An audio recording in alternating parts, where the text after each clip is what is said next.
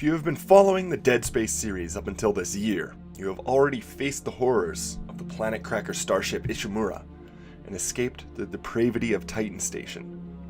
Now, Dead Space 3 begins with our reluctant hero called to battle the necromorph menace once again.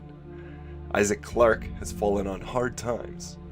His ramshackle apartment betrays what is left of his frayed mind and ruined personal life. But there's no time to dwell on the past. Rough-looking men are at the door, and Isaac's trusty plasma cutter is in hand. We're quickly introduced to John Carver, his partner for this adventure. He's a hard-as-nails soldier with a bad attitude and a scar on his face that looks like it was stitched together with slightly smaller, angrier scars. The world outside is starting to explode in fire and panic.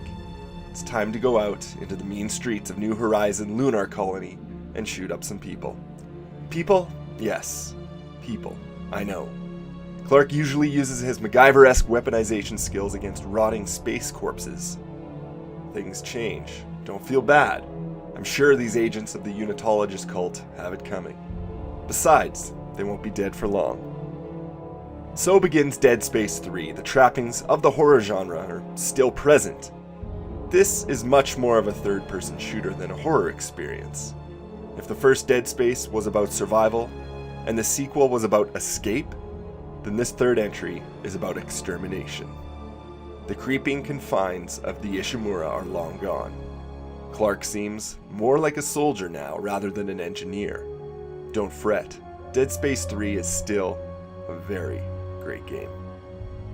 By now we know some dead bodies will get up, sprout giant claw-tipped tentacles, and amble toward us menacingly. We know every vent and air shaft is just a trap waiting to belch forth the latest iteration of some zombie blender hybrid. When we see a huge cache of supplies laying around, we know something bad is going to go down in the next room. We know this enemy. We need not fear it. That doesn't mean we can't have fun shooting, cutting, stabbing, exploding, and stomping necromorphs to pieces. And why not do it with a friend?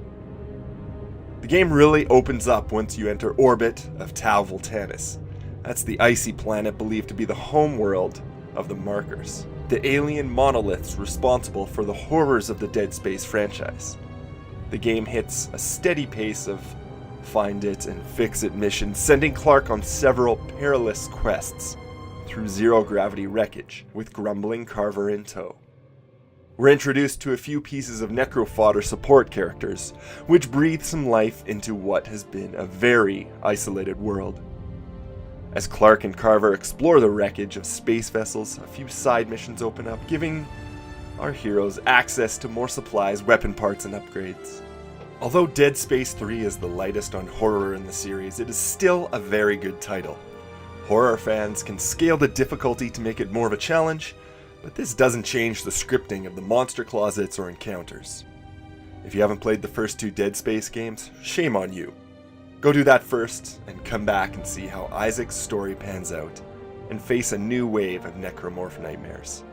Dead Space 3 is a welcome addition to both the series and the Halloween Horror Showcase, giving us another interesting chapter of a rather unlucky space engineer.